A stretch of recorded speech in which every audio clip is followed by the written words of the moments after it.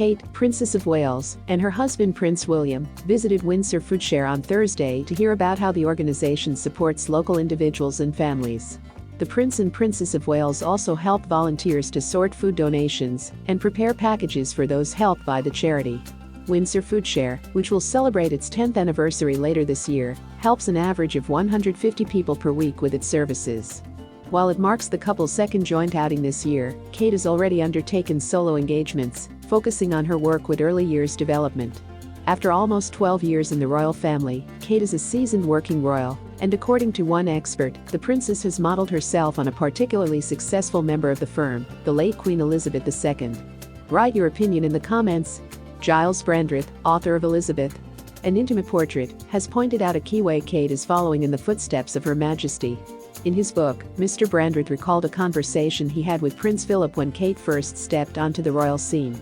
When Catherine Middleton came along as a potential bride for his grandson, Prince William, the Duke of Edinburgh he told me, relieved to find her such a level-headed girl, he wrote. If you believe the attention is for you personally, he warned, you're going to end up in trouble. The attention is for your role, what you do, what you're supporting. It isn't for you as an individual. You are not a celebrity. You are representing the royal family. That's all. Don't look at the camera.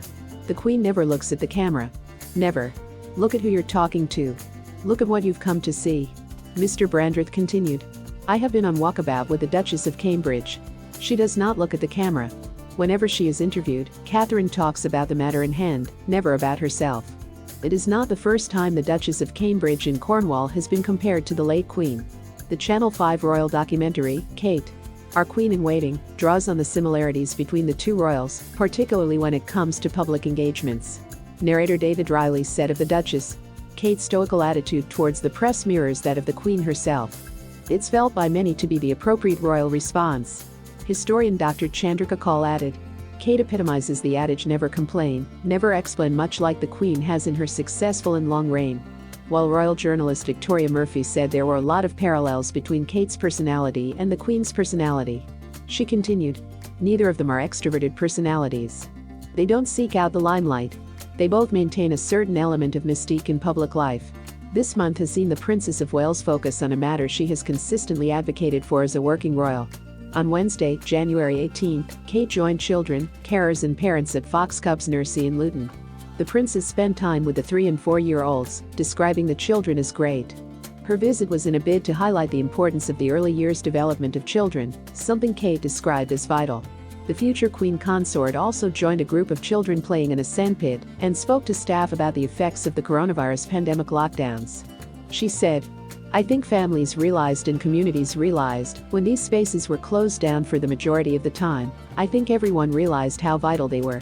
Later, on Wednesday, 25 January, Kate met a group of 8 professionals from academia, science and the early years sector, who she had chosen to offer strategic advice and provide oversight of the work of her Royal Foundation's Centre for Early Childhood.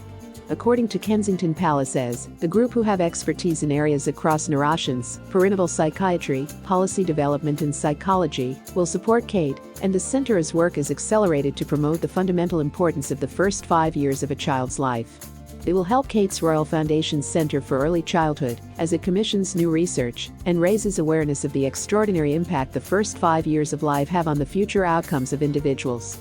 Kate has spent the past 9 years looking into the experiences in early childhood and cultivating a passion and interest that largely dictates the work she undertakes as a working royal.